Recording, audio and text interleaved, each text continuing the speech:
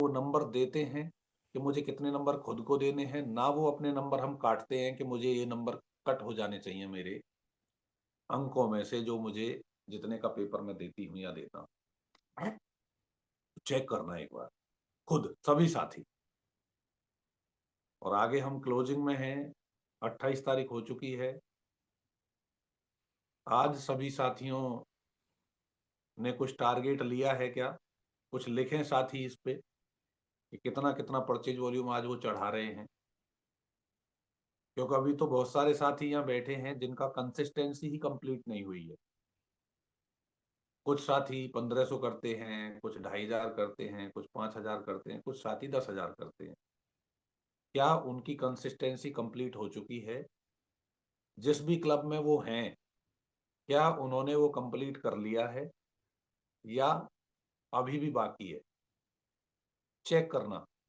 आपको सबको अपने बिज़नेस के बारे में तो पता है और अगर आपने सबने अपना-अपना बिज़नेस भी बढ़ा लिया, अपना-अपना, टीम का भी नहीं, तब भी आपका बहुत बड़ा बिज़नेस आज यहाँ पर बढ़ सकता है। और हमारी ज़िम्मेदारी लीडर की एक ही होती है कि अपना और टीम का, दोनों का बिज़नेस कराने की ज़िम्मेदारी किसके ऊपर होती है? एक लीडर के ऊपर। क्योंकि नए साथियों को ये नहीं पता बिज़नेस को कैसे बिल्ड किया जाता है, कौन से प्रोडक्ट पे वो काम करें, क्या प्रोडक्ट परचेज़ करें कि वो उनका फ़ील्ड में वो आराम से सेल हो जाए, रिटेल हो जाए। तो आपकी जो भी साथी हैं, जो भी टीम के जहाँ से आपका कोड है, वहाँ से नीचे पूरी टीम की ज़िम्मेदारी आप खुद लीजिए। ऐसा नहीं है कि सर वो अपलाइन कॉल कर लेना सर आप, देख लेना क्या उनका हो गया है, नहीं हुआ है। जिस दिन आप खुद ज़िम्मेदारी उठानी शुरू करेंगे, उस दिन आपको हर इंसान के बारे में ये पता होगा कि ये बिज़नेस कितना कर रहे हैं, कितना नहीं कर रहे हैं। कई बार हम अपलाइन के साथ बैठे होते हैं और अपलाइन पूछ लेती है, हाँ जी, इसके बारे में बताना, तो फिर पता ही नहीं होता, क्योंकि हम अपनी जानकारी सिर्फ़ रखते हैं। अपनी जानकारी से ज़्यादा आपको अपनी टीम की, अपने परिवार की, अपने लोगों की, अपने डिस्ट्रीब्यूटर्स की और अपने उन जो आपकी लाइफ़लाइन जिसे हम कह सकते हैं, उनकी ज़िम्मेदारी रखनी पड़ेगी। अगर नहीं रखते हैं, तो फिर कहीं न कहीं आप ये पूछते नज़र आएँगे, "सर नीचे से बिज़नेस कितना आएगा? सर वो बता दो ज़रा एक बार।" आप अपनी ज़िम्मेदारी खुद रखना शुरू कीजिए, आपको पता चल जाएगा कितना बिज़नेस नीचे से आ रहा है। तो क्या सभी साथी अपनी-अपनी ज़िम्मेदारी निभाने के लिए तैयार हैं? जहाँ से भी आपका कोड है, आपको ऊपर वालों से मतलब नहीं है। ऊपर किसको कितना बिज़नेस जाता है, वो बात करते हैं या नहीं करते हैं, कोई मैटर नहीं। आप ये देखो कि इस बिज़नेस में आप हो जहाँ से आपका कोड स्टार्ट है और ऊपर कोई नहीं है, सिर्फ़ टीसी सर हैं। टीसी छाबड़ा जी, बहुत बढ़िया। टीसी सर जो हैं, उन्होंने कंपनी का ये सिस्टम डिज़ाइन किया, आरसीएम दिया और हमें सौंप दिया कि चलाओ, आप खुद अपना। जैसे हम परिवार को चलाते हैं, ऐसे ही तो आरसीएम है। यहाँ पर कोई भी साथी ऐसा नहीं है जिसका परिवार ना हो। उस परिवार को चलाने की ज़िम्मेदारी जब आप खुद लेते हैं, तो इस आरसीएम को चलाने की ज़िम्मेदारी खुद क्यों नहीं लेते? इसे क्यों हम अपलाइन के भरोसे छोड़ देते हैं? ऐसा हम ये क्यों मानते हैं कि अपलाइन इसे देख लेगी? जिस परिवार में हमारे 2 बच्चे, 3 बच्चे, 4 बच्चे, 5 बच्चे, जो भी परिवार जितना बड़ा है, उसके ज़िम्मेदार हम खुद हैं और आरसीएम परिवार की ज़िम्मेदारी कोई और ले ले। ऐसा कैसे हो सकता है? जब बच्चे बड़े हो जाते हैं, तो माँ-बाप भी उन्हें अलग कर देते हैं कि आप अपने परिवार की ज़िम्मेदारी खुद निभाइए। भैया तुम्हारी शादी कर दी है, 2 बच्चे हो गए हैं, अपना आराम से न्यारे रहो। वो अलग कर देते हैं। वो एक ही शब्द यूज़ करते हैं कि जी बेटा न्यारो कर दियो हमने।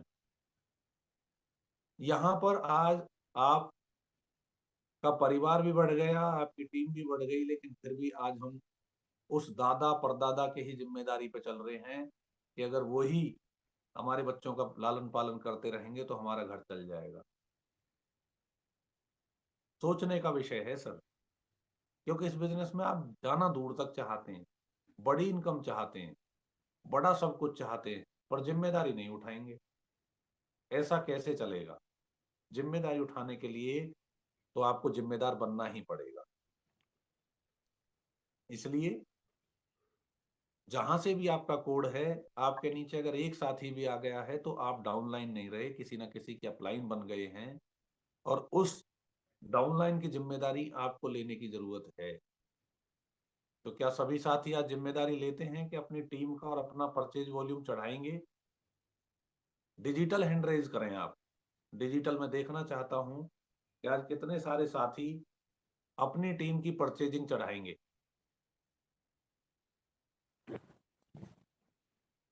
1 2 3 4 5, बहुत बढ़िया जी। 6 7, बबीता जी बहुत बढ़िया। हाँ कोई बात नहीं, डिजिटल नहीं हो रहा है, फिजिकल भी देख रहा हूँ बहन जी में। बहुत शानदार।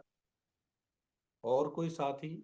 अच्छा, ये जो और साथी हैं, ये इनकी कोई टीम नहीं है क्या? मनोहर जी, आपकी टीम नहीं है सर? मनोहर जी की टीम नहीं है शायद। जी बहुत बढ़िया, शानदार सर। कोई बात नहीं है, हो सकता है अभी आप उस मोड में ना हो कि किसी से कुछ परचेज वॉल्यूम कराया जा सके, लेकिन मेरा सभी से निवेदन है, इस जिम्मेदारी को आप उठाना शुरू कीजिए, तभी आप कुछ बड़ा कर पाएंगे।